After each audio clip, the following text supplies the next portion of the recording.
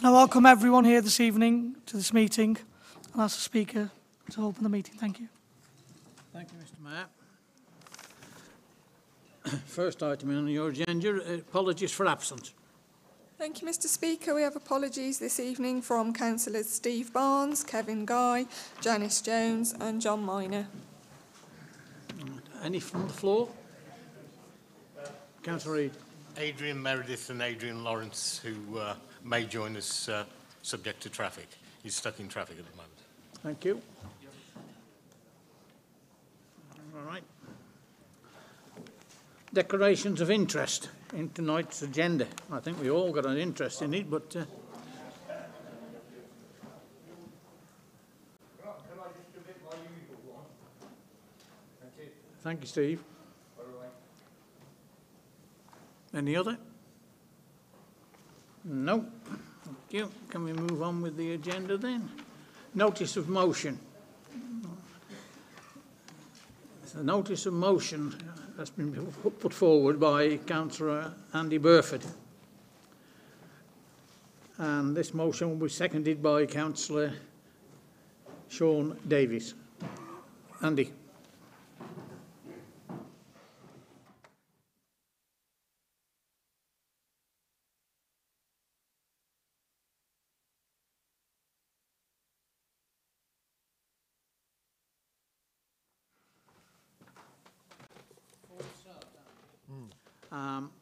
Can I inform the members that I have, at the request of Andy, I'm going to allow him an extra 5 minutes. So instead of 5 minutes, he's going to have 10.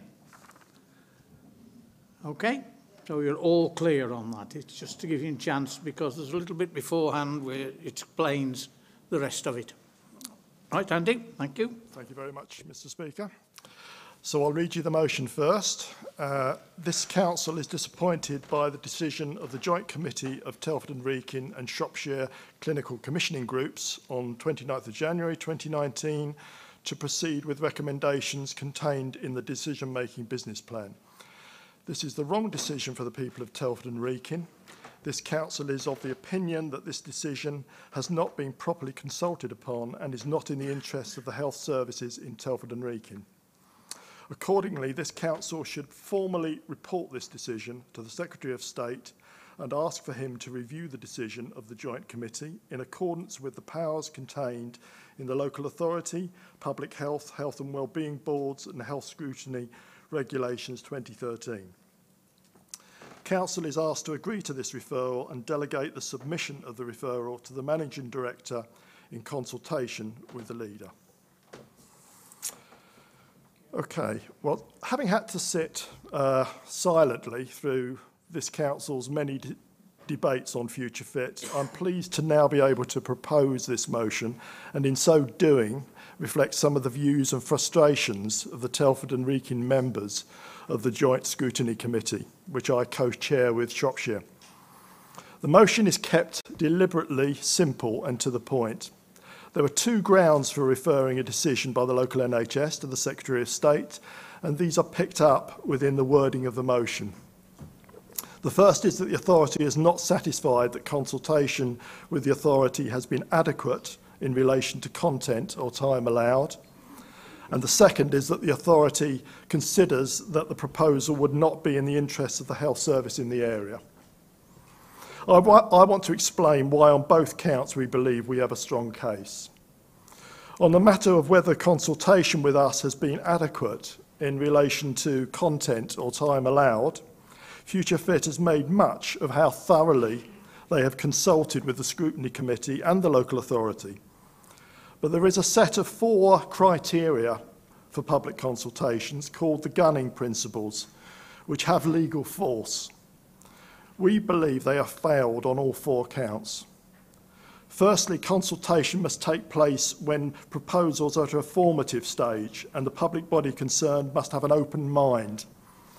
How did we get to the point where only 2 mirror image options that pitted Telford against Shrewsbury were left on the table? The answer is that other options, such as a single site hospital, were ruled out not through consultation or for clinical reasons, but on cost grounds. Furthermore, Future Fit never gave any indication that they were prepared to relook at other approaches. Quite the contrary. Some of you will remember how SAF, the Hospital Trust, gave the game away by producing publicity material which assumed approval of the preferred option. The second gunning principle is that the public body consulting should provide enough information to permit intelligent consideration. Well, as scrutiny committee, we demanded time and time again more financial detail of how the capital for Future Fit, a loan, remember, not a grant, will be made up in terms of public versus private funding and what the implications would be for revenue repayments. This in a local health economy that is seriously underfunded in comparison with other areas of the country, on top of the general scandal of our austerity-driven NHS. We never got the detail we asked for, and nor did the public in the consultation. We were told, in effect, don't worry your heads about what other things we might have to do to services to make all this stack up. We'll manage it. Thirdly, public bodies, when consulting, should give adequate time for consideration and responses. The documents we received after the end of the public consultation were only produced a short time before the final decision was made. We had much more to say. I wrote to Future Fit to this effect and got short shrift in reply. I'm sorry, that's not good enough. Finally, public bodies must conscientiously take into account the response to consultation. Well, really, they asked the question, the first question when they consulted, to Telford and Wrekin residents whether they supported the preferred option. Only 7% said they did. But this was not seen as material evidence. According to them, we just didn't understand, did we? What do we know? Turning to the second grounds for referral to the Secretary of State, that is whether the proposal is in the interest of health services in the area, where do I start? We have been asked to agree that relocating our 28 million consultant-led Women and Children's Centre to Shrewsbury, away from the area of greatest need, is in the best interests of health services in Telford and Wrekin. We have been asked to agree that losing our A&E department is in the best interests of health services in Telford and Wrekin. When I have said as Chair of Scrutiny that I don't quite see how these things could be in our best interests, I've been told that I'm not seeing the positives and the bigger picture. Now, I like bigger pictures. They give you a sense of perspective. So let me tell you what my bigger picture looks like. I see a local NHS in serious trouble, both financially and in terms of the culture and quality of care in certain well-publicised areas. I see a 5-year Future Fit process that has paid lip service to the massive investment in community and primary services needed to make the model work. When I first started in this role, the commitment to at least make inroads with needed investment seemed to be there. That changed as the purse strings tightened, to be replaced by vague promises of monies being transferred out of acute care. We'll believe that when we see it. Now we have the worthy efforts of those trying to bring about more neighbourhood working in our area and producing some useful initiatives, but with no expectations that this can bring about a major population scale impact on reducing the pressure on acute care.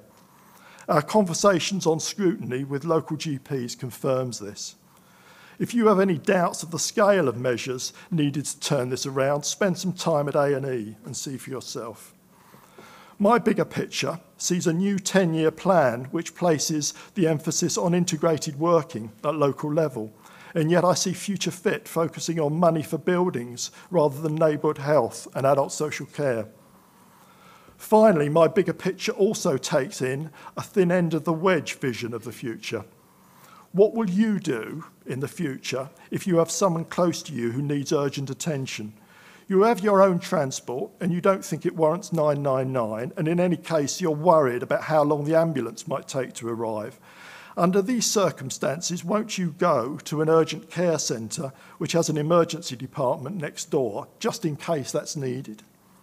Also, what about when Powys and West Shropshire people start looking elsewhere for planned care because the PRH is too far? Won't SAF need to respond? The new government model for urgent care centres, or urgent treatment centres, as they're now going to be called, is all about 12-hour opening. How long before our 24-hour urgent care centre becomes a 12-hour urgent treatment centre? Will the PRH not be further downgraded when demand moves elsewhere and limited resources dictate? Yes, I see the bigger picture all right, and the bigger picture says we are facing the biggest ever challenge to the future health and well-being of our borough. I urge unity in support of this motion and for everything collectively we can do to persuade this government to pause and think again. Thank you.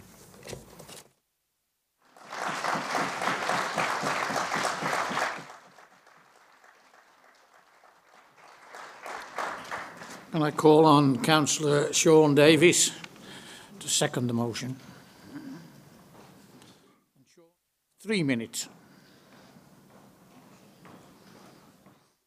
I would like to second the motion formally and pay tribute to Councillor Andy Burford for the way in which he's chaired jointly with Shropshire Council, HOSC, over the last couple of years, and also to thank members on both sides for their service to the joint HOSC.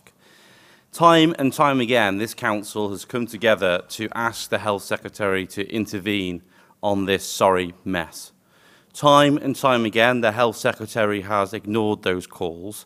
And today, I hope that with one voice, very quickly, I hope, no need for a long, lengthy meeting, that we send a very clear message to the Health Secretary that now he must intervene and will use this legal mechanism in order to make him listen and to look at what's going on here.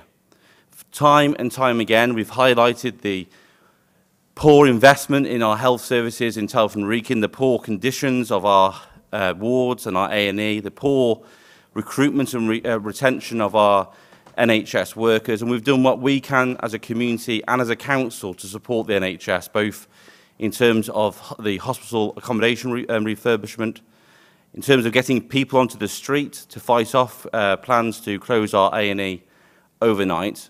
But we are at the position now that the local decision makers are unable to do anything more than this referral.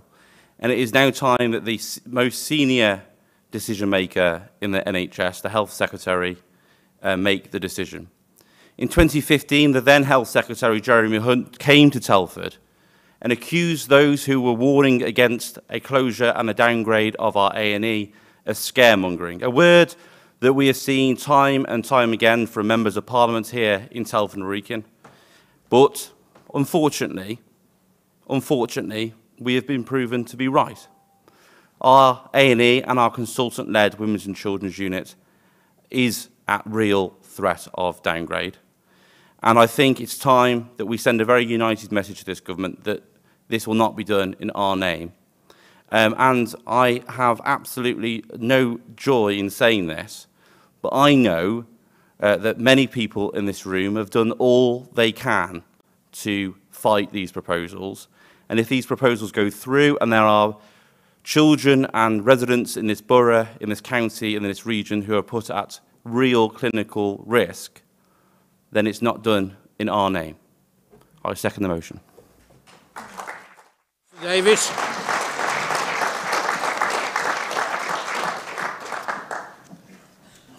The motion is up for debate now from the floor. Anyone who speaks on this will be once again allowed 3 minutes. Councillor Angieri, did you identify? Yes, I know. Bill, Karen, Goldip.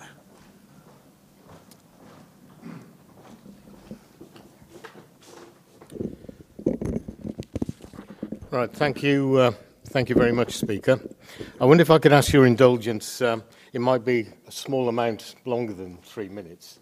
I thought because we had limited speakers, we might have just a tad more time to deal with this, which is a very important issue. So if I could ask for a slight bit of indulgence around that, I'd be very grateful if you could accommodate me.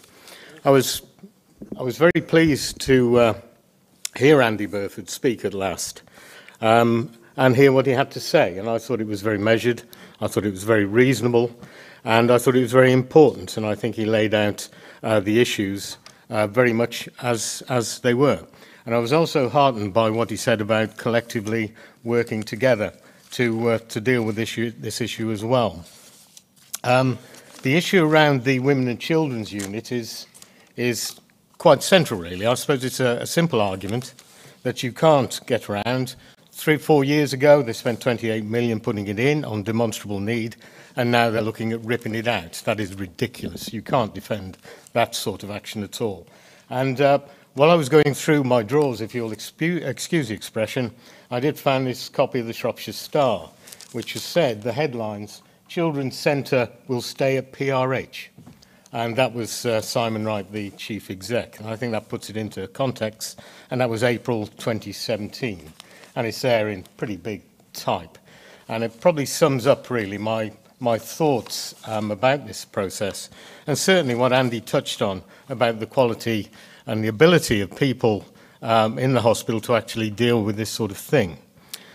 Now, I honestly believe that the Council's approach to Future Fit has not provided at all times the best way forward for actually tackling and influencing options around our healthcare over the next 25 years or so.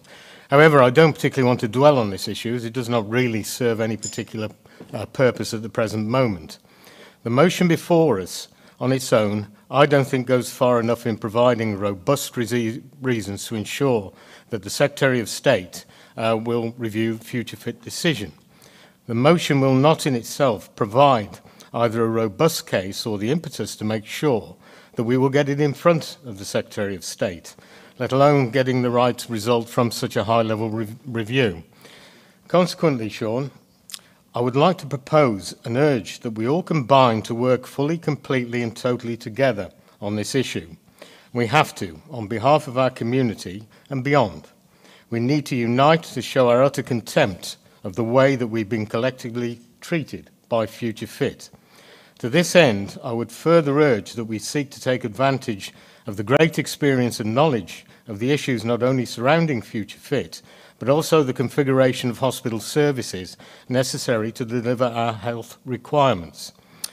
If we are to achieve this quickly, I strongly suggest that we formally ask Mr. David Sambach, the ex-chief executive of the Princess Royal Hospital, along with health campaigner Jill George, if they would be agreeable to work together with us on the referral and bring their considerable expertise to the table. As a local authority and local councillors, we generally do not have all of the answers and arguments at our fingertips. Others do.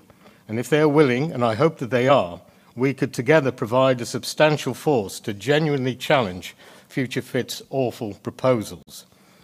Another key issue needs to be addressed if we are to stand any chance of succeeding. I have got quite a little bit to go through. If you could give me an extra minute, Speaker, I'll be very grateful. Yeah, well, I would be grateful. 1 minute. This entire council must also throw its weight behind and fully support the work of both of our MPs, Mark Pritchard and Lucy Allen, in what they can achieve in Westminster to lobby on our behalf.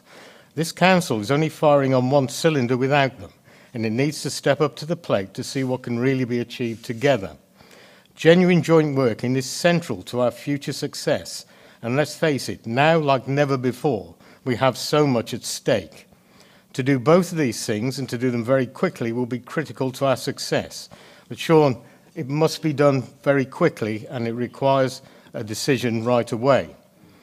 On this side, we're genuinely and honestly offering to throw everything possible behind such joint working and a joint campaign. This really is an honest offer, although I understand that you may need the opportunity to talk to your colleagues about it. Personally, I'm convinced that we can make it work and hope that others I have mentioned will see the merits of what I'm proposing. I have no doubts whatsoever about the commitment of our two MPs. They've already made their positions very clear. The two campaigners I've also mentioned must have given up a huge part of their lives to fight for what they passionately believe in.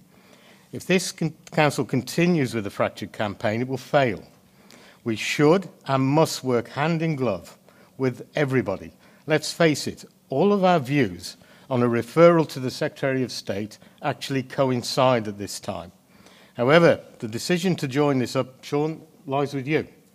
You're the leader of the council and you have the opportunity to pull this together. Now, I really hope that we can actually do that. Thank you for your indulgence. Mr. Speaker, given that I've been named on a number of occasions in regards to Councillor Reid's comments, I'd just like to respond very briefly to those comments. The first thing I would say is that myself and many other councillors in this room listen and read David Sandbatch's emails, and there's constant correspondence with him, and that will continue. And we will work with anybody and everybody in regards to the submission. And likewise with Jill George and the Defend the NHS group, we've already had conversations with them too. It is unfortunate that the Conservative councillors have not felt appropriate between the 30th of January when this decision was made and today to make this offer, which I hope is genuine and not a political stunt. But we will work collectively with anybody and everybody on this issue. I've written to MPs in regards to this issue. I want a need, and we are as one, that Matt Hancock takes this very seriously indeed and takes a personal interest in this issue.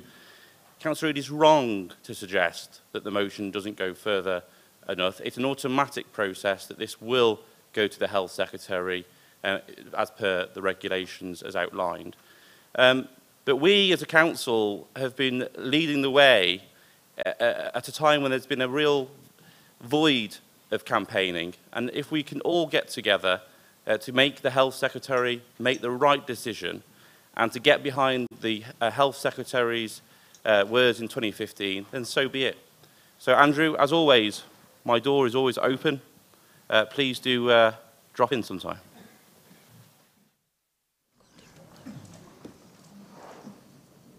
Thank you, Mr. Speaker. You'll be grateful because mine will be short. I think many of us have seen that Future Fit isn't fit for purpose.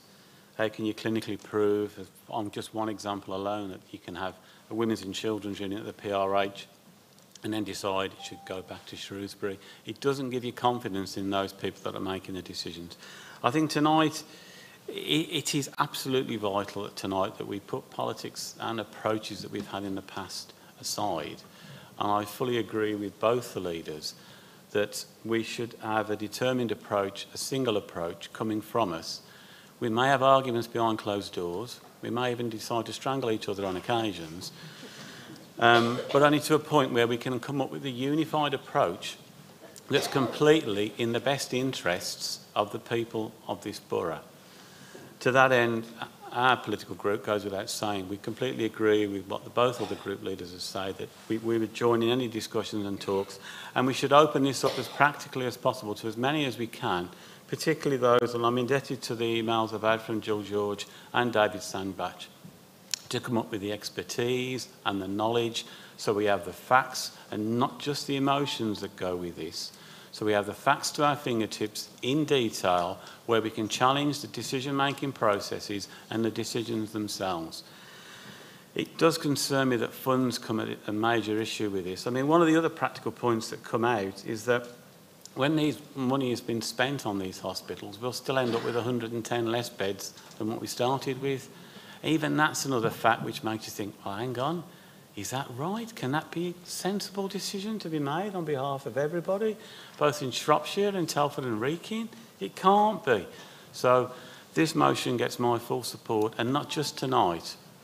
In any discussions that need to be made and in any documents that need to go off, it would get our full support. Thank you, Mr. Speaker. Karen?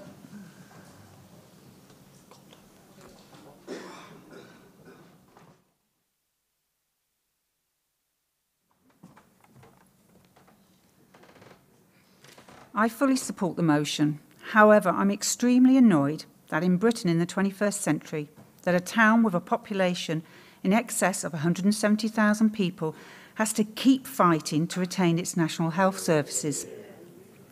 We pay into this system, and we should not be treated like second-rate citizens.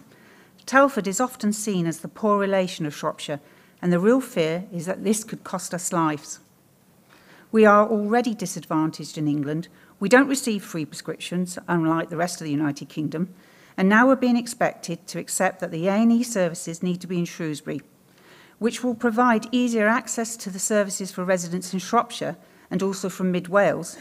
But Wales already has its own NHS. What about us? Everyone should have an equal opportunity to access the NHS. We shouldn't have to suffer, and suffer we will, especially as our borough is growing. We have a young population, and our Women's and Children's Department was cited in Telford, as this was a proven need for it. Nothing's changed, so to move it away from Telford without real evidence to justify the CCG's future fit is folly. Their own consultation revealed that 2/3 of residents rejected the CCG's preferred option, but as many feared, it was only a tick-box exercise and they continued with option 1, choosing to ignore that we have higher levels of deprivation and that many residents will simply struggle to access services once they've been moved, and the health of residents will no doubt suffer. Telford is a thriving town, and we all take pride in promoting the benefits of living here and working here. So regardless of who is in government and the politics involved, we as councillors and the voices of residents, we are the voice of residents. We cannot allow this to happen, and if we do, we will condemn the Princess Royal Hospital sometime in the future to become little more than a cottage hospital, or even worse, a private facility. We must approach this issue with a united front, with the expectation that the Secretary of State for Health will listen to our referral and hope that common sense prevails. I would urge everyone to support this motion.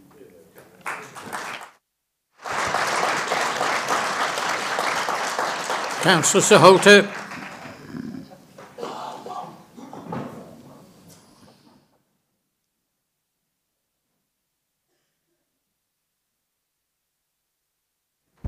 Thank you, Mr. Speaker. We and the people of Telford and Wrekin have fought tireless to stop the A&E closure and the downgrading of our Women and Children's Department here at the PRH. And I would like to thank everyone who has been involved in it and for their hard work. However, the same cannot be said about our 2 local Tory MPs. They, from the very start of this battle, have done their best to distance and remove themselves from it. Thanks to the Tories, and our health system is now a second rate, and the Telford Wrekin citizens are being treated like a second-class citizen under this Tory government, while our local MPs sit back and watch the show and receive a pat on their back.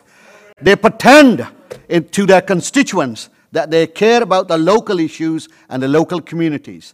They told us that our local hospital has nothing to do with the government. It's all to do with the local management. However, like Sean just said, during the 2015 general election, Jeremy Hunt, he was the health secretary then, told everyone during his personal visit to Telford that our A&E would remain open. Following the general election, this promise, like many others, just disappeared, and we were left. Now we are where we are. Lucy Allen advertised on the back of the buses that she's caring and campaigning for the local community.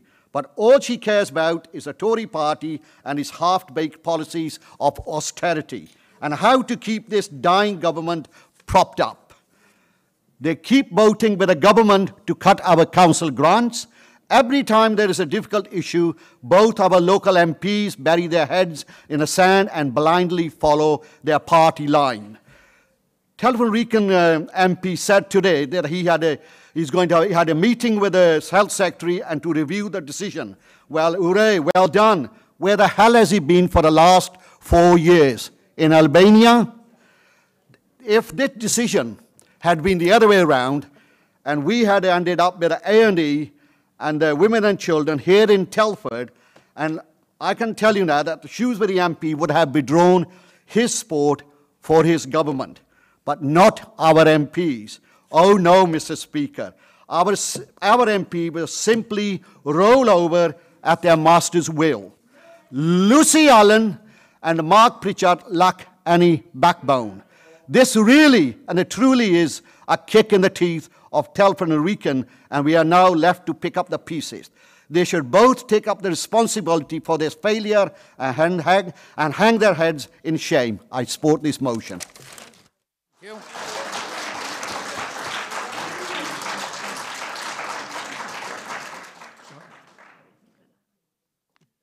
Nicola.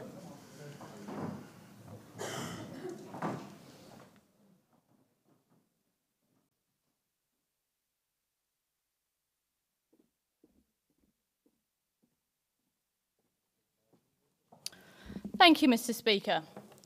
I'd like to start by expressing my sincerest and deepest regret in response to the decision taken by the Joint Committee of Telford and Wrekin and Shropshire Clinical Commissioning Groups, who have formally supported the recommendation for the Royal Shrewsbury Hospital to be the preferred location for Shropshire's Emergency Care Centre.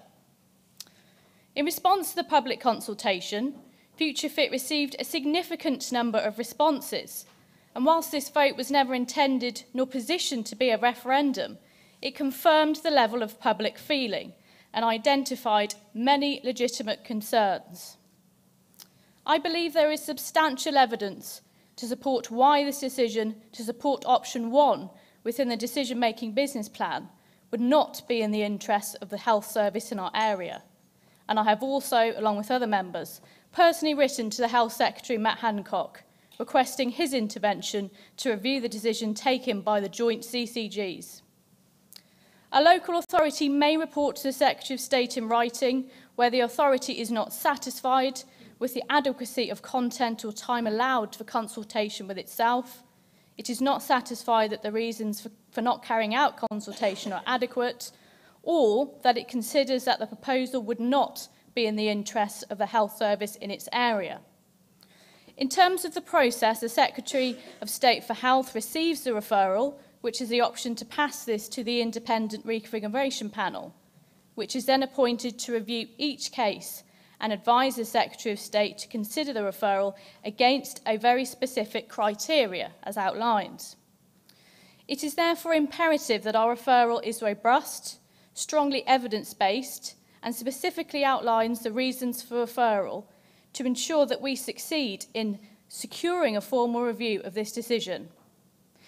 Therefore, it would have been preferable, Mr. Speaker, to have received more detail, or certainly a supplement to the motion to understand the evidence-based case in more detail, but I certainly appreciate the points of clarification that Councillor Burford has made on this evening to ensure that we're all united on the specific details as the past delegation has been proposed. Both MPs have met with the Health Secretary following the decision on the future of our hospital services, and discussions calling for his intervention to review have been positive. However, whilst the Secretary of State may call in this decision for review, this legislation dictates that it is for this Council to formally report this decision to the Secretary of State and to ask him to review the decision of the Joint Committee.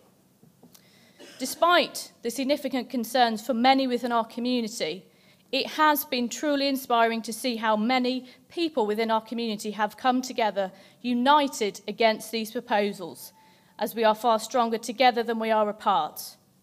Mr. Speaker, I undoubtedly and wholeheartedly support this motion to ensure that we obtain a review on the decision, which I hope will ultimately secure the healthcare and services that our community both needs and deserves. Thank you.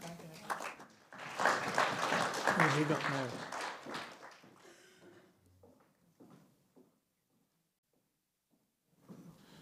Nigel?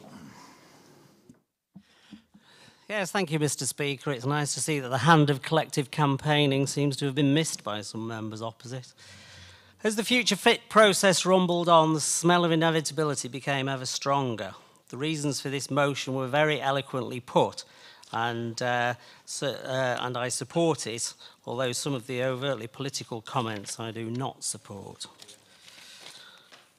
Mr. Speaker, the process of the so-called public consultation is well documented. The decision makers may think it is highly unlikely to give grounds for the decision to be revoked, but I think they may be mistaken. We shall see.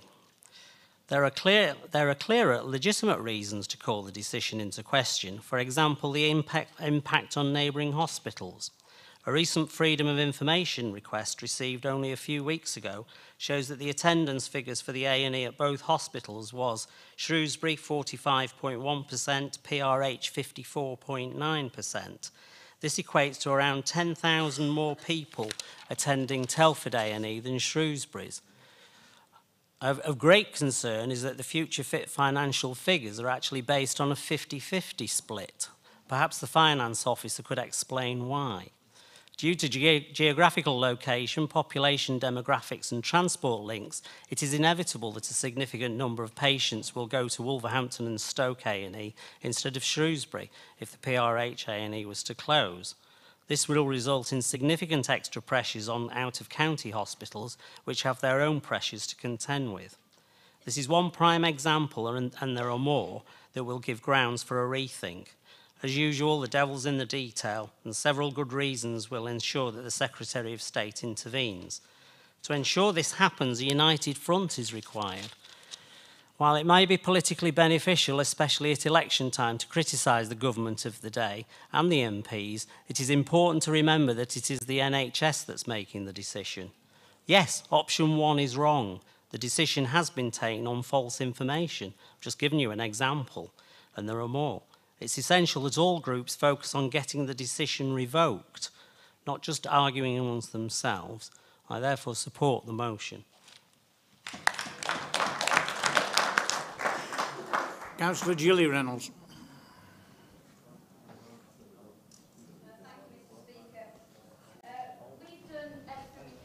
As a council and as a community. I'm going to keep this very brief. Frankly, we cannot risk kicking this into the long grass tonight by delaying tonight's vote. The residents of Telford Wrekin will not forget it. We've been left with no alternative. The Health Minister must stop in and stop this process before lives are lost in our town. The government are the only ones who can stop this now, and therefore it is political. I wholeheartedly support this motion. Yeah. Councillor Burford, to sum up.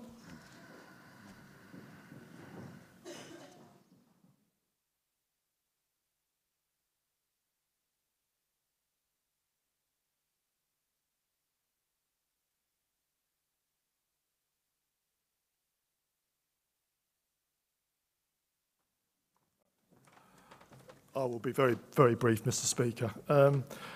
I think I detected a willingness to cooperate around this, and I'm really pleased to hear that. There is a simple answer. This is a formal process, the referral, to get the matter onto the Secretary of State's desk. It will go onto his desk. He has to decide what to do with it. So any lobbying that we do, whether it's via the MPs or us as a council or wherever that comes from, is directed at him. He is the ultimate decision maker here. It's in his hands. He doesn't have to decide instantly what to do. He just has to do what our leader has called for, which is a pause. Let's have some time for reflection to look at the other alternatives, the other options that are available to us, and there are other options. He can decide. We're not getting into complicated legal arguments here. He's got a decision to make. Let's hope he makes the right one. Yeah. On one or two of the points that's made, we have, as a council, been working with other councils whose hospitals are affected. We've done a lot of work there, and in fact the MP, Emma Reynolds in Wolverhampton, has been very helpful to us in raising this issue, ringing the alarm bells for Wolverhampton, what it will mean to the Wolverhampton hospital if this plan goes ahead. So we haven't been idle on this front. In terms of this not being a matter of politics. It is a matter of politics, unfortunately. I'm not going to make strong party political points here because I want to preserve the little bit of cooperation that seems to have emerged here. But we have to face up to the fact that the cuts and the lack of money in the health system locally causes Future Fit to be much more damaging than it would otherwise have been. It's the cause of them tailoring Future Fit to the monies they've got available. And if you've only got to look at what Shropshire CCG are having to do to cut their services to make this work, that is what's so damaging about Future Fit. It's damaging in itself, but it's more damaging as a result of the cuts to neighbourhood and community services. Let's build on this spirit of cooperation that's here. Let's make sure the Secretary of State listens to what we've said as a council. Thank you. Andy.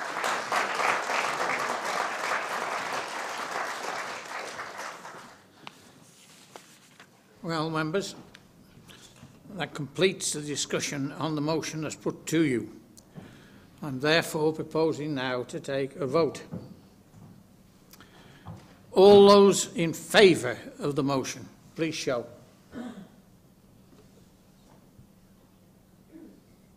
To my eyes, that looks unanimous. Okay. I will call if there are any against or abstentions. No. Thank you very much, ladies and gentlemen. The motion is carried.